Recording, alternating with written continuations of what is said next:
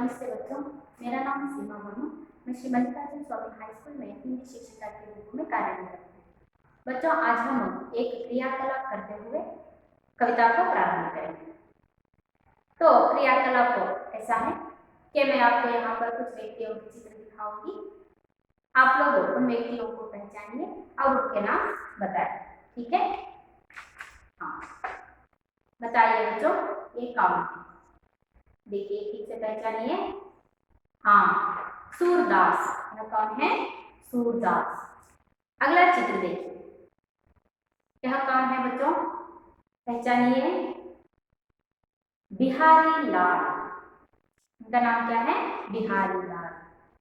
और अब अंत का चित्र देखिए, यह कौन है? पहचानिए। वेरी गुड, यह है तुलसीदास।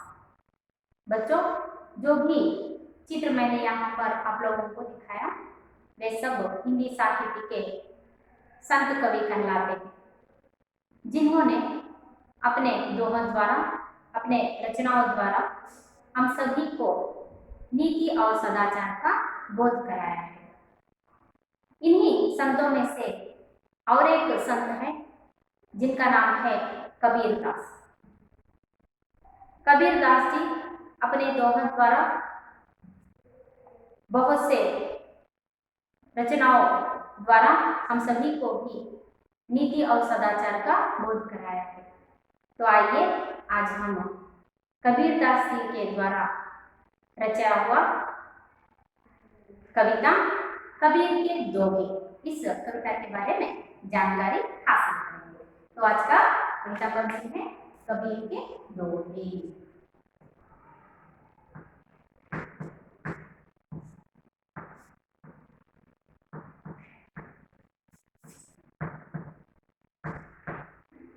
आज की कविता का विषय बच्चों कबीर के दोहे।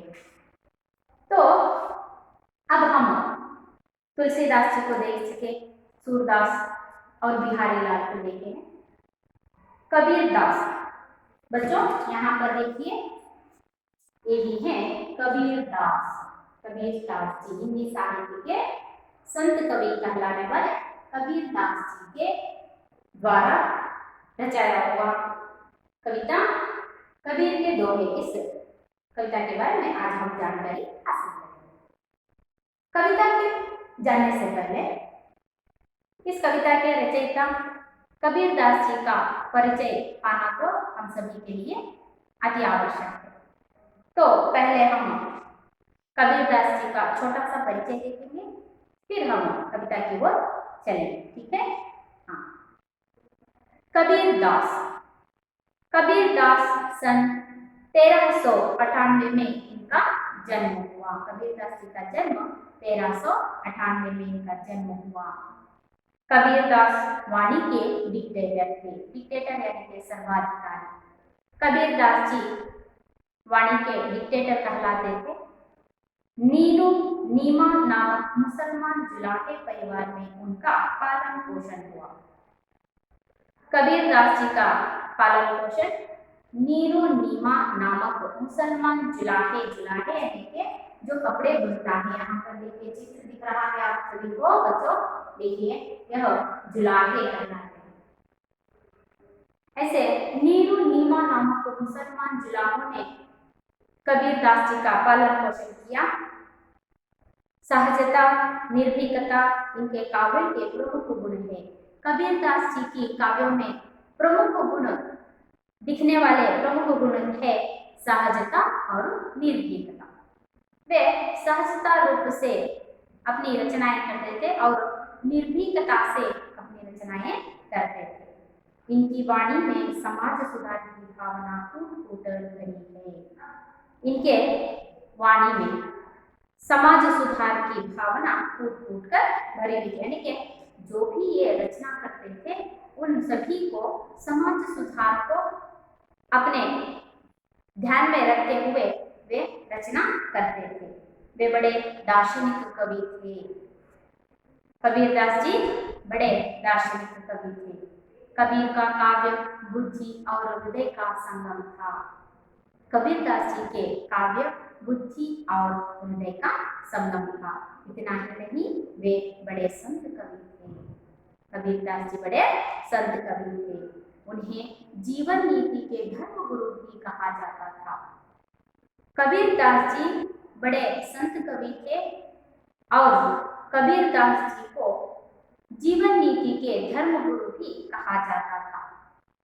कबीर की प्रमुख रचनाएं बीजक नाम से संकलित है। कबीर जी जो भी रचनाएं करते थे वे सब बीजक नाम से संकलित थे। जिनके यानी के जो बीजक नाम के संकलित थे उनमें 3 भाग किए जाते थे। वे थे साखी, सबद और रामायणी। यह 3 प्रमुख भागों में बीजक संकलन को विभाजित किया गया था। तो बच्चों, हम लोगों ने यहाँ पर कबीरदास जी का छोटा सा परिचय देखा।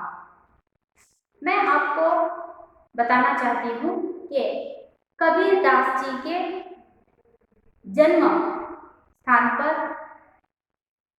बहुत से व्याख्यान चल रहे हैं। यहाँ पर उनका जन्म 1398 बताया गया है। इनकी पत्नी का नाम था लोई। इनकी पत्नी का नाम क्या था? लोई। इनको एक पुत्र और एक पुत्री थी। पुत्र का नाम था कमान और पुत्री का नाम था कमाली। तो बच्चों, आइए फिर एक बार हम कवि के परिचय के बारे में जानकारी देखेंगे कि कविता के कवि का नाम क्या है? कबीरदास।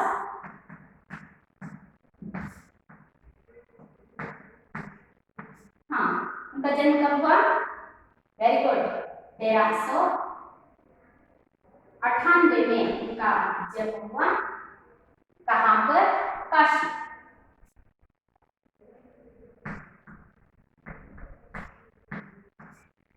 काशी के लहरतारा में।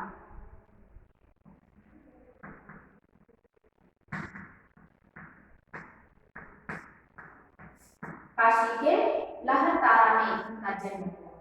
इनकी पत्नी का नाम मैंने बताया। क्या है इनका पत्नी का नाम? वेरी गुड, लोई। इनकी पत्नी का नाम है लोई। इन्हें एक पुत्र और पुत्री थी। पुत्र का नाम था, वेरी गुड, कमाल। पुत्री का नाम था कमाली।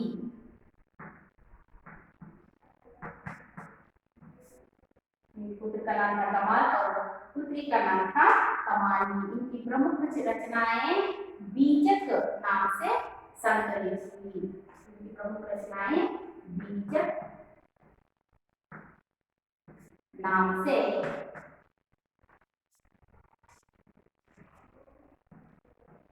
संकलित है।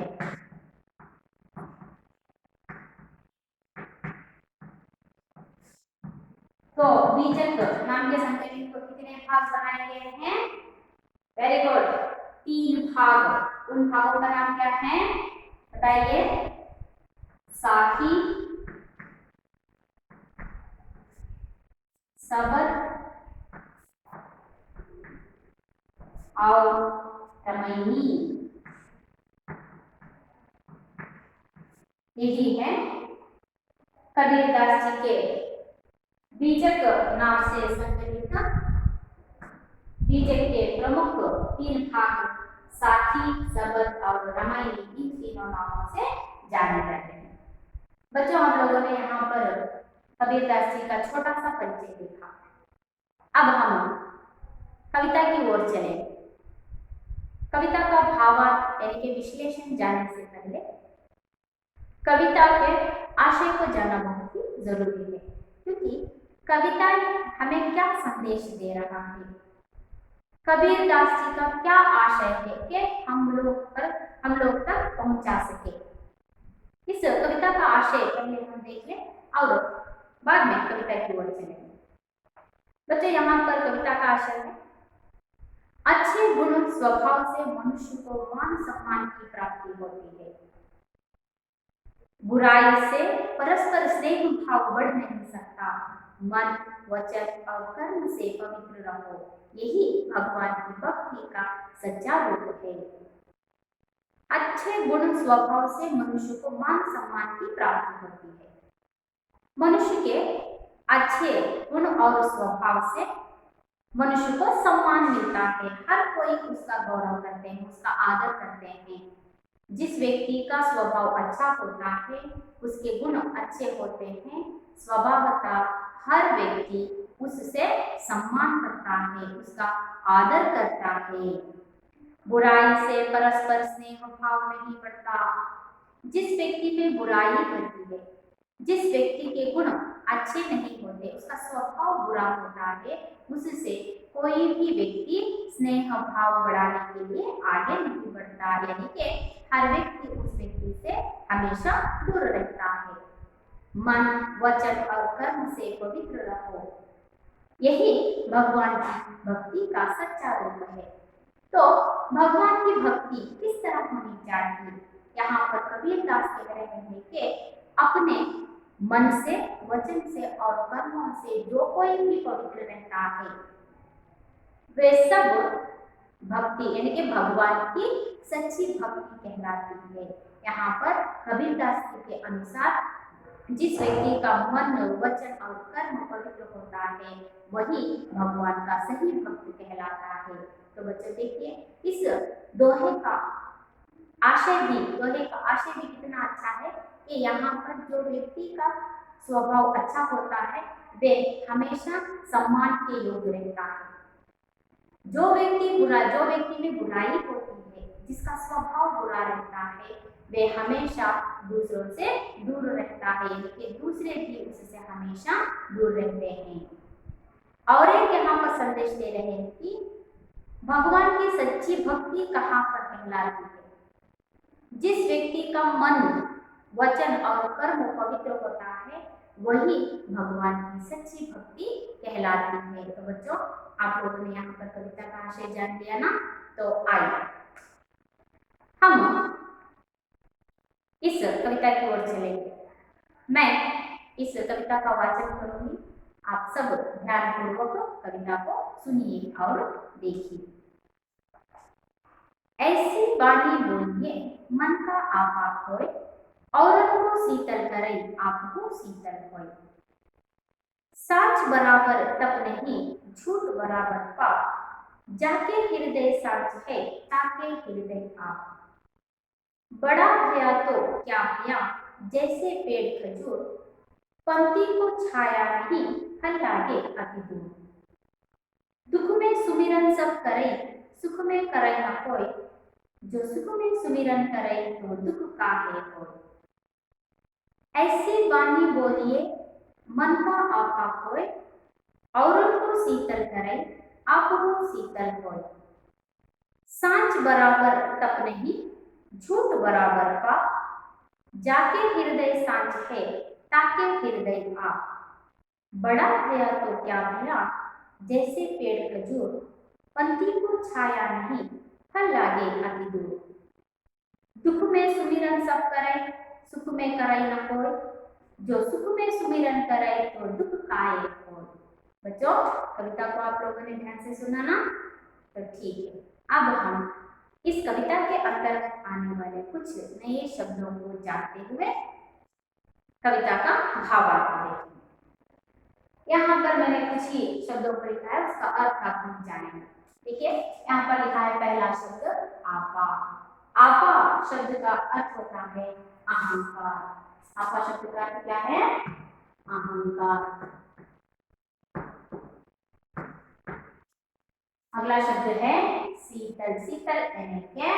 शीतल शब्द का अर्थ होता है ठंडा।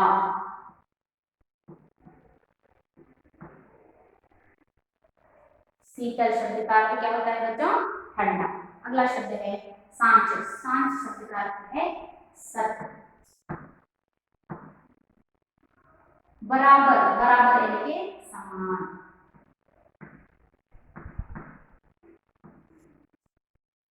तप। तप शब्द का अर्थ होता है तपस्या। अगला शब्द कौन सा है बच्चों? ताके। ताके शब्द का अर्थ होता है उसके।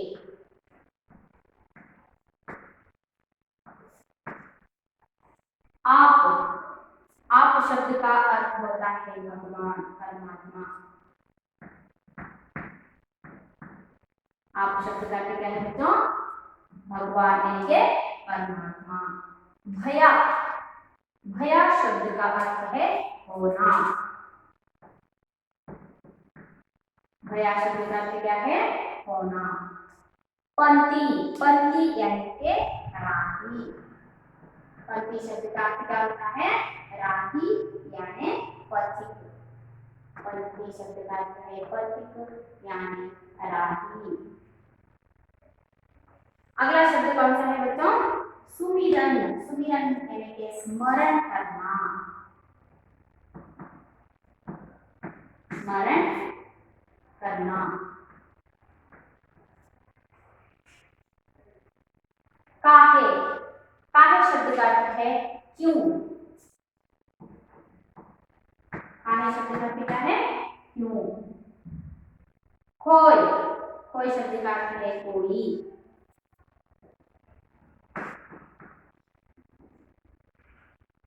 खोय शब्द का अर्थ है होता है।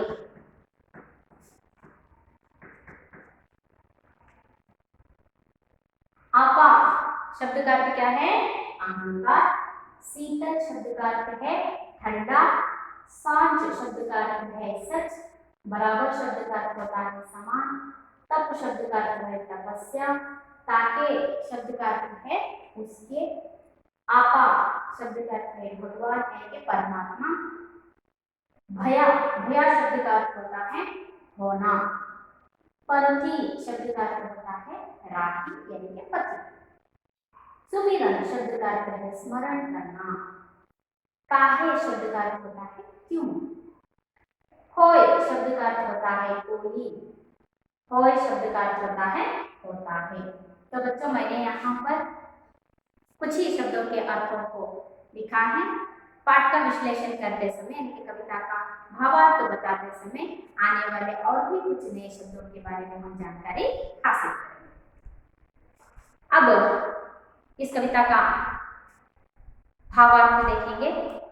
एक एक दोहे को भावार्थ सहित देखते जाएंगे, ठीक है। हाँ, पहला चरण देखिए। ऐसी वाणी बोलिए मन का आपा खोए, औरत को शीतल करे आपको शीतल खोए। पहले इन शब्दों को अर्थों को देखिए। ऐसी वाणी, वाणी यानी कि वाणी, वचन। वाणी का मतलब क्या होता है बच्चों? वचन। ऐसा वचन, ऐसे बात करनी चाहिए, बोलिए, ऐसे वचन बोलिए मन का आपा खोए। आपा यानी अहंकार, खोए यानी मिट जाना। खोए का शब्द क्या है? मिट जाना। ऐसी वाणी बोलिए, ऐसे वचन बोलिए मन का आपा खोए, जिससे अपने मन का अहंकार मिट जाए और को शीतल करे। दूसरों को, और यानी कि दूसरों को भी शीतल करे। शीतल का अर्थ मैंने यहाँ पर लिखा है, क्या है? वेरी गुड, ठंडक। दूसरों को भी ठंडक पहुंचे, आपको शीतल होए।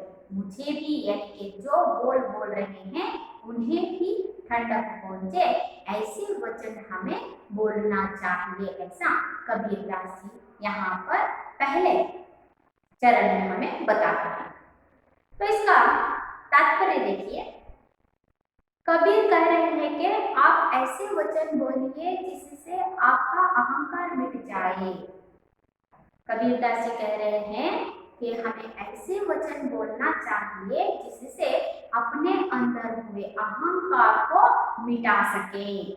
आपकी बोली से दूसरों को भी शीतलता मिले और अपना मन भी शीतल हो जाए। जो बात हम बता रहे हैं, जो वाणी हमारे मुंह से निकली है, उससे अपना अहंकार भी मिट जाए।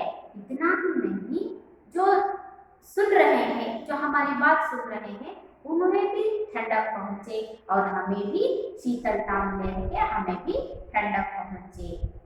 तो इसका तात्पर्य यह है कि हमारी वाणी हमेशा मधुर और मीठी होनी चाहिए। तो हमारी वाणी कैसी होनी चाहिए बच्चों?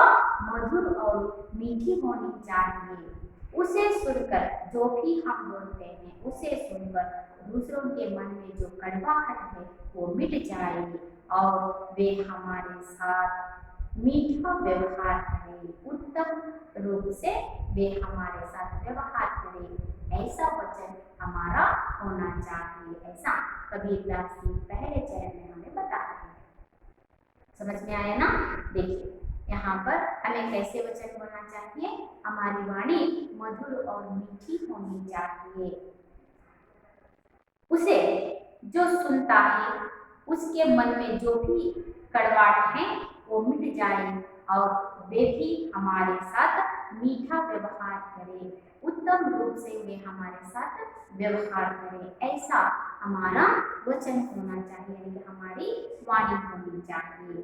तो बच्चों यहाँ पर आप लोगों ने पहला दोहे देख लिया, दूसरा दोहे देखिए।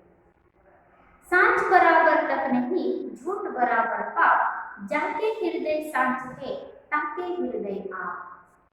सांच, सांच शब्द का अर्थ होता है सच। सच बराबर है कि सांच बराबर, बराबर शब्द का अर्थ होता है समान। सांच शब्द का अर्थ क्या है? सच। बराबर शब्द का अर्थ होता है समान। तप, तप का अर्थ होता है तपस्या। सांच बराबर तप नहीं, सच के समान कोई तपस्या और नहीं, झूठ बराबर पाप, झूठ के समान और एक पाप नहीं। यहाँ पर तुलसीदास जी सच को तपस्या की तुलना कर रहे हैं, झूठ को पाप की तुलना करते हुए कह रहे हैं कि सच के समान दूसरा तपस्या नहीं, झूठ के बराबर है कि झूठ के समान और एक पाप नहीं। जाके हृदय सांच है, जाके के जिसके, जिसके हृदय में सच होता है, जो व्यक्ति सत्यवादी होता है, ताके हृदय आप, उसके हृदय में आप यानी के भगवान निवास करते हैं। तो बच्चों देखिए यहाँ पर दूसरे चरण का अर्थ यहाँ पर दिया गया है कि जो सत्यवादी अर्थात जो सच बोलता है, जिसका व्यवहार भी सही होता है, उसका चरित्र भी नेक होता है, भगवान भी ऐसे ही लोगों को अपनाते हैं। इसका तात्पर्य यह है कि सत्य बोलने के समान दूसरी कोई तपस्या नहीं, सत्य बोलने के समान दूसरी कोई तपस्या नहीं और साधना भी नहीं। इसके विरोध, जिसके विरोध, सच के विरोध जो झूठ बोलने या झूठ व्यवहार करने से बढ़कर कोई पाप नहीं होता। सच का, सच के समान कोई तपस्या नहीं होती यानी कि साधना नहीं होती, वैसे ही झूठ के समान कोई पाप नहीं होता, बुरा कर्म नहीं होता। जिसके दिल में सच्चाई होती है, जो हमेशा सच बोलता है, सही मार्ग पर चलता है, भगवान भी उसी के हृदय में निवास करते हैं। देखिए यहाँ पर कहते हैं कि जिस व्यक्ति के दिल में सच्चाई होती है, उसके बोल सच्चे होते हैं, जो सत्यवादी होता है, जो सच्चे कर्म करता रहता है, हमेशा उसके दिल में, उसके हृदय में भगवान निवास करते हैं। तो बच्चों हम लोगों ने यहाँ पर दूसरे चरण को देखा कि दूसरे चरण का तात्पर्य क्या है।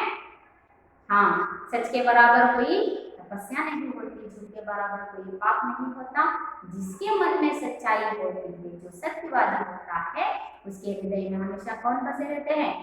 वेरी गुड, भगवान बसे हुए रहते हैं। तो अगले चरण की ओर चलेंगे। ठीक है।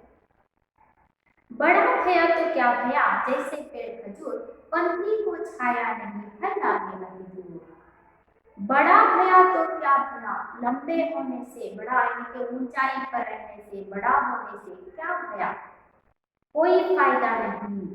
जैसे पेड़ खजूर, पेड़ का खजूर का पेड़ तो बहुत ही लंबा होता है, उसमें उगने वाले खजूर भी बहुत ही ऊपर रहते हैं, लेकिन इतने बड़े खजूर के पेड़ से हमें छाया तो नहीं मिलती और फल भी खाने को लिए नहीं मिलते। ऐसा पेड़ रहने से क्या फायदा।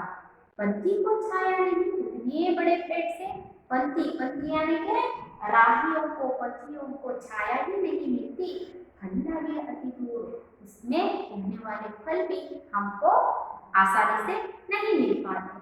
तो ऐसे पेड़ का होना क्या फायदा। तो बच्चों यहाँ पर देखिए इस तीसरे दोहे का भावार्थ बता रहे हैं कि इंसान धन दौलत या पद अधिकार से चाहे जितना भी बड़ा बने, बड़प्पन का सही निशाना तो उसका परोपकारी होता है। इस भाव को कबीरदास ऐसे प्रस्तुत करते हैं। यहाँ पर कबीरदास जी कह रहे हैं कि जिस व्यक्ति धन दौलत या पद अधिकार से चाहे जितना बड़ा हो जाए, लेकिन यह व्यक्ति दूसरों के काम ना आए, दूसरों की सहायता ना करे, दूसरों के लिए मानवीयता ना प्रकट करे, तो ऐसे बड़े आदमी का क्या फायदा।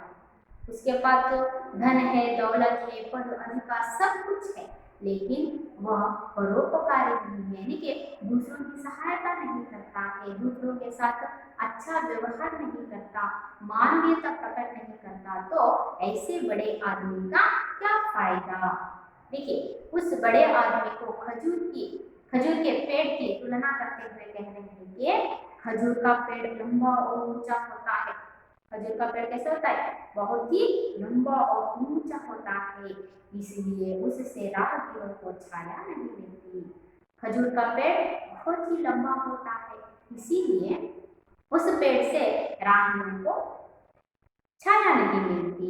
उसमें उगने वाले फल भी बहुत ऊपर होते हैं, उस खजूर के पेड़ में उगने वाले फल भी बहुत ऊपर होते हैं, बड़ी आसानी से वे हमें नहीं मिल पाते। ऐसे ही इंसान भी बड़ा कहलाने से बड़ा नहीं होता, दूसरों के लिए उपयोगी होने पर ही वह महान कहलाता है। जिस तरह खजूर का पेड़ होते हुए भी किसी को उपयोग नहीं है, ना तो पंछियों को छाया दे पा रहा है और ना भूखों को फल दे पा रहा है, ऐसे ही केवल धन दौलत पद अधिकार से लेकिन मनुष्य बड़ा तो हो जाएगा, लेकिन जब वह व्यक्ति दूसरों की सहायता करता है, परोपकारी बना होता है, अपनी मानवता को प्रकट करता है, ऐसा आदमी, ऐसा मनुष्य हमेशा बड़ा रहता है। यहाँ पर दूसरों की सहायता पर न आने वाले व्यक्ति बराबर या बड़े नहीं बन पाते। इसका तात्पर्य है कि मानव को परोपकारी होना चाहिए। तो मानव को क्या होना चाहिए, परोपकारी होना चाहिए। तो बच्चों अब हम अंतिम पंक्तियों को देखेंगे। दुख में सुमिरन सब करे, सुख में करे न कोई, जो सुख में सुमिरन करे तो दुख काहे होय। दुख में सुमिरन सब करे, दुख जब मनुष्य दुख में होता है, सुमिरन स्मरण करता है, सब करे। जब वो व्यक्ति दुखी होता है, जब दुख में होता है, विपत्ति के काल में रहता है, तो हर व्यक्ति भगवान का स्मरण करता है। सुख में करे न कोई, जब वही व्यक्ति सुख में रहता है, आनंद का जीवन बिताता रहता है, तब मनुष्य कभी भी भगवान का स्मरण नहीं करता। यह तो मनुष्य का स्वभाव है। देखिए सुख और दुख दोनों भगवान की ही देन है, लेकिन मनुष्य उन दोनों को समान रूप से स्वीकार नहीं करता। बदले में जब दुख आता है तभी भगवान का स्मरण करता है, जब वह सुख में रहता है कभी भी भगवान का स्मरण नहीं करता। ऐसे व्यक्तियों को कबीरदास जी कह रहे हैं कि जो व्यक्ति सुख में दुख में भगवान का स्मरण करता है, दुख में भगवान का स्मरण नहीं करता, जो सुख में सुमिरन करे, ऐसे व्यक्तियों से कबीरदास जी कह रहे हैं हमें हमेशा सुख में और दुख में दोनों परिस्थितियों में, दोनों स्थितियों में हमें भगवान का स्मरण करना चाहिए, क्योंकि जब हम सुख में होते हैं तब भगवान का स्मरण करेंगे तो हमें दुख की विपत्ति नहीं आएगी। ऐसा इस भावार्थ, इसका इस दोहे का भावार्थ है। तो बच्चों यहाँ पर उस अगले दोहे का भावार्थ देखिए। जो सुख प्राप्त करता है वह एक दिन दुख भी भोगता है। जीवन का एक पहिया है, ये तो हमेशा चलता ही रहता है। एक बार सुख आए तो दूसरी बार हमें दुख भी भोगना पड़ता है। ऐसे ही उसी तरह जिसे आज दुख का अनुभव करना पड़ा है उसे भविष्य में सुख जरूर मिलेगा। जो व्यक्ति आज दुख में जीवन बिता रहा है उसे भविष्य में अब उसका सुख का समय भी आएगा। लेकिन हमें दोनों समय में भगवान का स्मरण करना चाहिए। यहाँ पर कबीरदास जी कह रहे हैं कि हमें दोनों स्थिति यानी कि सुख और दुख दोनों स्थितियों में हमें भगवान का स्मरण करना चाहिए। लेकिन सब लोग दुख और विपत्ति के समय में भगवान का स्मरण करते हैं, लेकिन भगवान को हम केवल दुख के समय पर भगवान का स्मरण करते हैं, लेकिन सुख प्राप्त होने पर भगवान को याद भी नहीं करते। कबीर कहते हैं कि अगर सुख के समय में भी भगवान की याद करते हो, अगर तुम सुख में हो, सुख से जीवन बिता रहे हो, तो हमें भगवान का स्मरण अवश्य करना चाहिए। क्योंकि जब हम भगवान को सुख में स्मरण करते हैं तो हमारे जीवन में दुख की स्थिति उत्पन्न नहीं होगी। ऐसा इस कविता का तात्पर्य बता रहे हैं। क्योंकि सुख और दुख दोनों भगवान की देन है। सुख देने वाला भगवान है तो दुख देने वाला भी भगवान ही होता है। हम मनुष्य क्या करते हैं, केवल दुख में हम भगवान का स्मरण करते हैं, सुख में हम तो भगवान को याद ही नहीं करते। ऐसे व्यक्तियों को कबीरदास जी कह रहे हैं कि हमेशा भगवान की लगन में रहो, हमेशा भगवान के साथ सच्ची भक्ति दिखाओ, तभी तुमको दुख की विपत्ति हमेशा तुम्हारे जीवन से दूर रहेगी। ऐसा इस कविता का तात्पर्य बता रहे हैं। तो बच्चों, हम लोगों ने यहाँ पर चारों पंक्तियों के भावार्थों को देखा। ऐसी वाणी बोली, हमें कैसी वाणी बोलनी चाहिए? मधुर और मीठी वाणी बोलनी चाहिए, जिससे अपना अहंकार मिट जाए और हमारे वचन से, हमारे वाणी से दूसरों को भी शीतलता मिले और हमें भी शीतलता मिले। सच बराबर तप नहीं, झूठ बराबर पाप। सच के बराबर कोई तपस्या नहीं होती, झूठ के बराबर कोई पाप नहीं होता। जाके हृदय साच है, जिसके हृदय में सच होता है, ताके हृदय आप उसके मन में, जिसके मन में सच्चाई होती है, उसके मन में भगवान निवास करते हैं। बड़ा भया तो क्या भया, केवल लंबाई से, लंबा होने से कोई फायदा नहीं। जैसे पेड़ खजूर के पेड़ के तरह लंबा होने से फायदा नहीं, क्योंकि खजूर के पेड़ से बंदी को छाया नहीं मिलती और फल भी हमें खाने को नहीं मिलते। दुख में सुमिरन सब करें, दुख में भगवान का स्मरण सब करते हैं, सुख में करे न कोई। जब वो सुख में होते हैं तो भगवान का स्मरण नहीं करते। जो सुख में सुमिरन करे, जो व्यक्ति सुख में भी भगवान का स्मरण करता है, तो दुख का आए पर तो उसके जीवन में दुख की विपत्ति हमेशा के लिए दूर हो जाती है। तो बच्चों, आशा करती हूँ आप सभी को भावार्थ समझ में आ गया। तो मैं फिर एक बार इस कविता का वाचन करूंगी। देखिए, ऐसी वाणी बोलिए मन का आपा होए, औरत को शीतल करे आपको शीतल होए। सांच बराबर तप नहीं, झूठ बराबर पाप। जाके हृदय सांच है, ताके हृदय आप।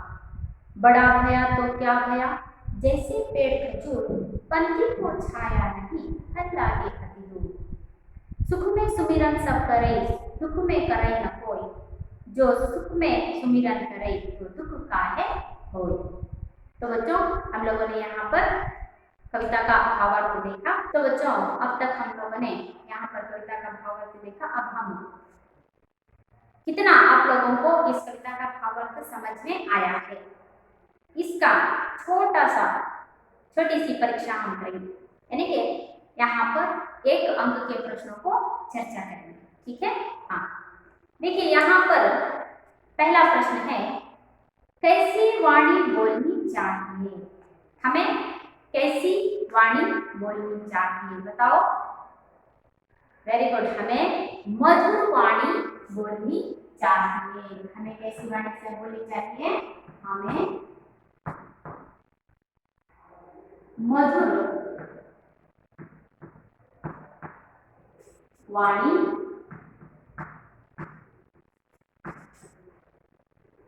बोलनी चाहिए। हमें कैसी वाणी बोलनी चाहिए? हमें मधुर वाणी बोलनी चाहिए। अगला प्रश्न, कबीर सच्चाई और झूठ को किसके समान मानते हैं? कबीरदास जी सच्चाई को किसके समान मानते हैं? हाँ, तपस्या और झूठ को वेरी गुड पाप के समान मानते हैं। तो देखिए कबीरदास, हमें वाक्य पूर्ण करके लिखना है। कबीरदास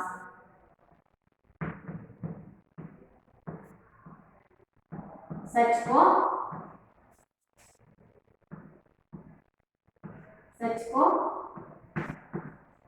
तपस्या और झूठ को क्या मानते हैं? वेरी गुड, झूठ को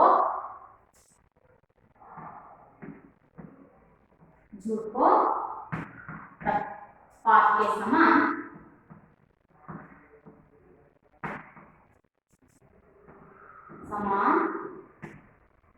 मानते हैं।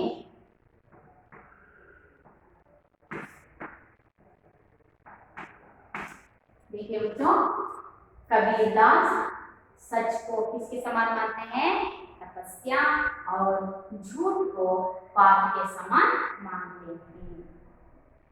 अगला प्रश्न कौन सा है? हाँ, किसके हृदय में ईश्वर रहता है?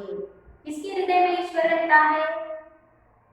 हाँ, जो सच बोलता है उसके हृदय में कौन रहता है? भगवान के ईश्वर रहता है। जो सच बोलता है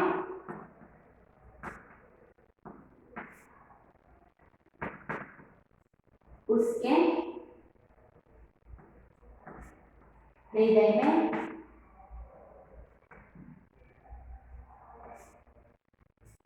में कौन रहते हैं? वेरी गुड, ईश्वर है ना, भगवान ईश्वर रहता है। जो सच बोलता है, जिसके हृदय में सच होता है, जो सत्यवादी होता है, तीनों शब्द लिख सकते हैं। जो सच बोलता है, जो सत्यवादी होता है, जिसके हृदय में सच होता है, उसके हृदय में कौन बसे हुए हैं? ईश्वर है ना, भगवान हमेशा निवास करते हैं। तो अगला प्रश्न, खजूर के पेड़ से किसे छाया नहीं मिलती? खजूर के पेड़ से किसे छाया नहीं मिलती? वेरी गुड, पंछी यानी क्या? राहगियों को। खजूर के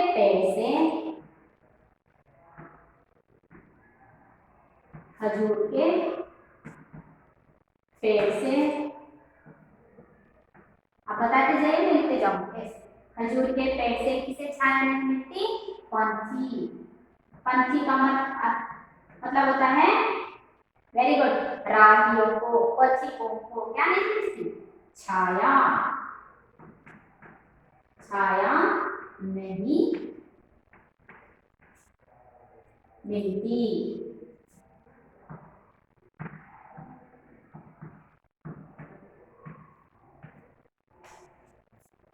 पहला प्रश्न है, हमें कैसी वाणी बोलनी चाहिए? हमें मधुर वाणी बोलनी चाहिए। कबीरदास जी के अनुसार सच को तपस्या और झूठ को पाप के समान मानते हैं। किसके हृदय में ईश्वर रहता है? किसके हृदय में? जो सच बोलता है, जो सत्यवादी होता है, उसके हृदय में हमेशा भगवान रहते हैं, यानी कि ईश्वर निवास करते हैं। खजूर के पेड़ से किसे छाया नहीं मिलती? Very good. खजूर के पेड़ से पंछी को छाया नहीं मिलती। खजूर के पेड़ से पंछी को छाया नहीं मिलती। तो बच्चों, हम लोगों ने यहाँ पर एक अंक के प्रश्नों पर चर्चा कर चुके हैं।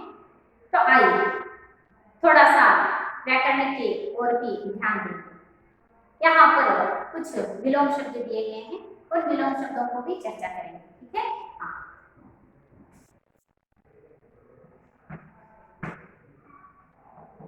विलोम शब्द यानी कि विरुद्धार्थक हम हिंदी में विलोम शब्द कहते हैं। यहाँ पर देखिए सत्य, पहला शब्द है सत्य। सत्य शब्द का विलोम शब्द होता है असत्य। वेरी गुड, असत्य। अगला शब्द है, कौन सा शब्द दिया गया है? धर्म। अगला शब्द कौन सा दिया गया है? धर्म। धर्म शब्द का विलोम शब्द क्या होता है? वेरी गुड, अधर्म। धर्म शब्द का विलोम शब्द क्या होता है? अधर्म। अगला शब्द कौन सा दिया है बच्चों वहां पर? न्याय। न्याय। न्याय शब्द का विलोम शब्द क्या होता है? वेरी गुड, अन्याय। न्याय शब्द का विलोम शब्द होता है अन्याय। तो अगला शब्द बताइए कौन सा है वहां पर? हित। अगला शब्द है हित। हित शब्द का विलोम शब्द होता है, कोई बताइए? अहित।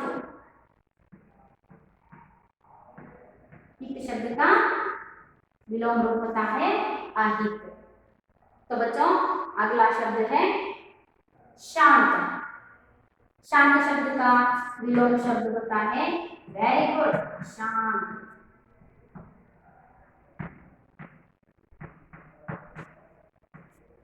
शांत शब्द का विलोम शब्द क्या होता है? अशांत। सफल, असफल।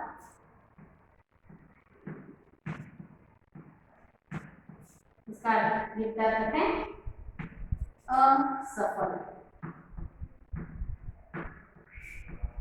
देखिए, सत्य, असत्य, धर्म, अधर्म, न्याय, अन्याय, हित, अहित, शांत, अशांत, सफल, असफल। तो बच्चों, यहाँ पर हम लोगों ने व्याकरणांशों को भी देखा, यानी विलोम शब्द के बारे में देखा। और भी व्याकरणांश 2 या 3 के प्रश्नोत्तरों को हम चर्चा करेंगे। आशा करती हूँ आप सभी को कविता समझ में आ गई होगी। मैं यहाँ पर आपको एक गृह कार्य दूंगी, यानी कि गृह कार्य के रूप में आपको मैं यहाँ पर 2 प्रश्न दूंगी। उन प्रश्नों के उत्तरों को आप घर पर लिख कर लाइए। ठीक है? हाँ, गृह कार्य लिखिए।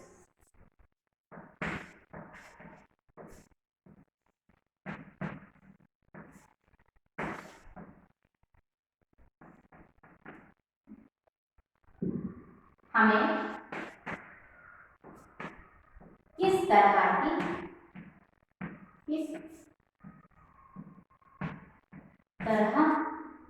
की बातें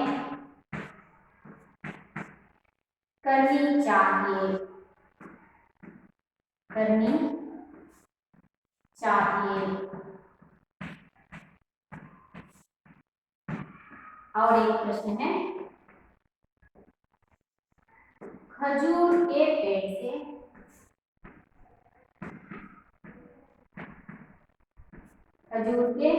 पेड़ से हमें क्या सीख मिलती है?